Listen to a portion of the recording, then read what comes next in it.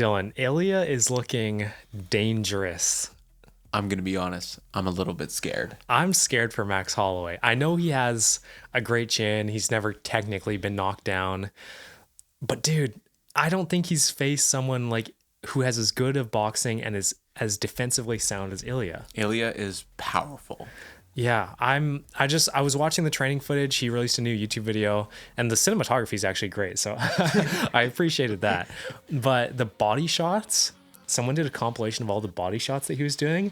Do you think that that's potentially how he knocks down or potentially gets a TKO on Max Holloway? It would be something different, like body shots are a little bit of a lost art in the UFC. Everyone's just doming people in the head. So it's different for Max. Or who knows, maybe Max starts on focusing blocking the low in his training camp and then it takes one. Yeah, I think that the idea of it though is that because Holloway is known as this guy who has a granite chin and who has never been knocked out, trying to target that body, dude, imagine if he did a KO liver shot. How insane would that be? That would be it would be unreal. I don't think it would be as it wouldn't be as big of a highlight as if he just flatlined him, but I think there's more of a chance of him going to the body so much and then getting a TKO finish rather than just that one punch KO. Like for fighting nerds. Yeah. Like for non-casual UFC fans, it would be what just happened? And another thing I was going to say is that we haven't really seen Max be backed up to the fence like Ilya does to his opponents. So just imagine the moment at UFC 308 when Max is a little bit more tired. Ilya is coming forward, pressuring. He's doing his little head weaving, and he's just hammering against front the flip fan. over him, or like a dive roll to get out of there, looking like a spy. Yeah, it's going to be interesting to see what their game plans are though, because Ilya is obviously very skilled on the ground. Max not so much. So does Ilya maybe even mix in some wrestling? Who knows? If Ilya wants to win, he involves the wrestling in this fight. And he submitted Bryce Mitchell, and Bryce Mitchell's an incredible jiu-jitsu grappler. So if he can do that, I'm sure he can put the moves on Max Holloway. Yeah, but we also have a little bit more news today. We got some Tom Aspinall and John Jones drama, and then we also have a new fight announced between Tatsuro Taira versus Brandon Royval. So let's get into it. Yeah, the fight announcement, it was not on my radar at all. I was thinking that one of those two guys had a good chance of facing Pantoja.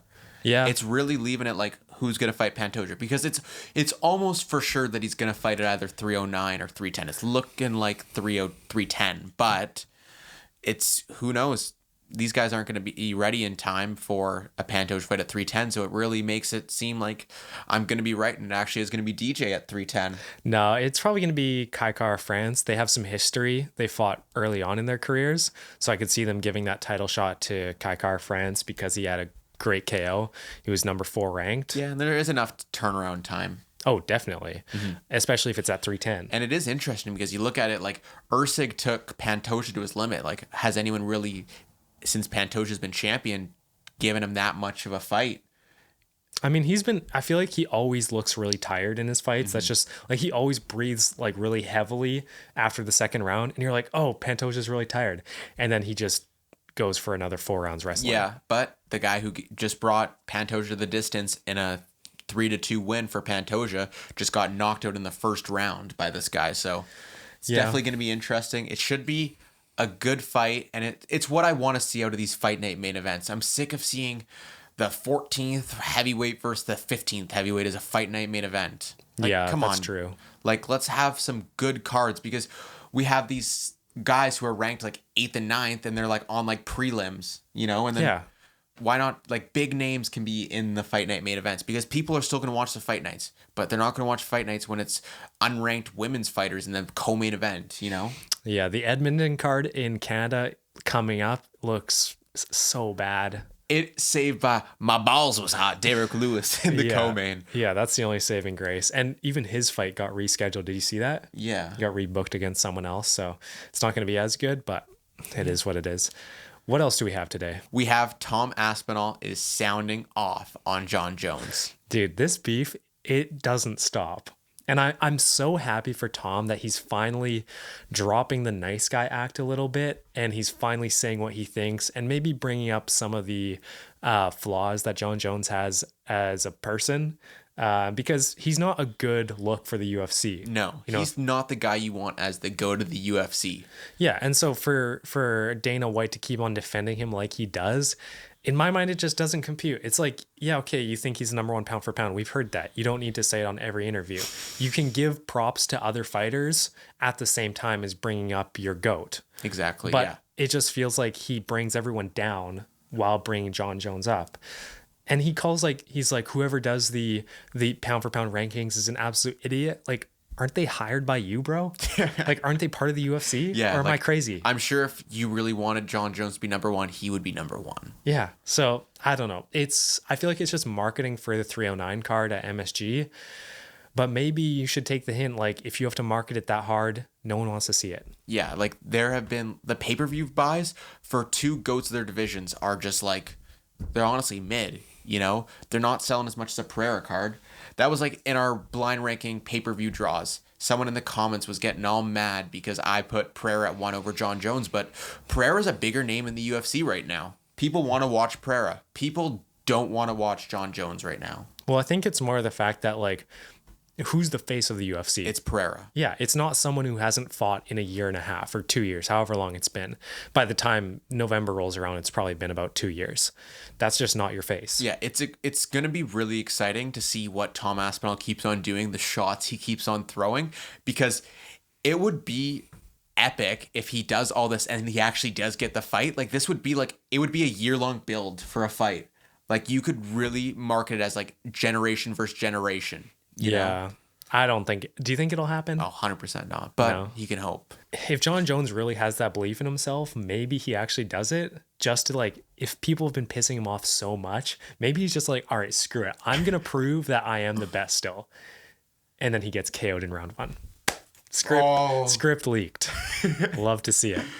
What else do we have? I think the only thing we really got left is talk about everyone's most exciting favorite flyweight, Muhammad Mokaev. My GOAT. He just signed back with Brave, which was the organization that he came up in.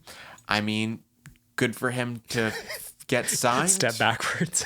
Yeah, like, just like, I'm going to tell my kids about this catastrophic fall off of Muhammad Mokaev. Yeah, I think didn't we just do a video where we were ranking the most disappointing fighters? Yeah, and he was on your list. Yeah, it's like it's not even the fact that he didn't win his last fight. It's just the fact that you're going backwards in your career, and there must be something going on behind the scenes that we don't know about. 100%.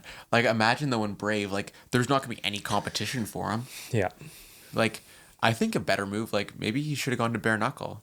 So you get chinned by our GOAT back there. The GOAT, John But, Dodson. Yeah, it's interesting.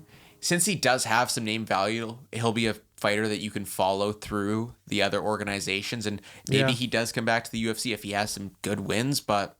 Maybe. I just think that if they've made that decision to cut him off, they do not want to work with him. He said he'd fight for free. How crazy is and that? Dana, when you cross Dana... True. You're done. Okay, I came across this Twitter thread, Dylan. What do men really want? And it was a picture of John Jones versus Tom Aspinall. But I want to ask you, what is the fight that you really want? How delusional can I be? You have to be like, it is something that could happen. Conor versus Islam. Okay, shut up. We're moving on. I do not want to hear this guy talk about how Conor is coming back and defeating Islam. No, it is John Jones versus Tom Aspinall. Is it? 100%. What about Pereira versus heavyweight? That fight's not as close. That's fair. And I don't want to see Pereira lose. Yeah, that's true. Like, if you have Pereira versus Tom, who do you cheer for? You root for Pereira, but he's going to get KO'd. Do you root for Pereira? Yeah. I would root for Pereira. That's tough. That's probably Those are two of your guys. Like, those are your guys. Well, they were on the cards, like some of the earliest cards I ever watched when I was getting into UFC. So, man. Let us know what the fight you would want to see the most is in the comments, and that's going to do it for today. Make sure to like and subscribe, and peace. See ya.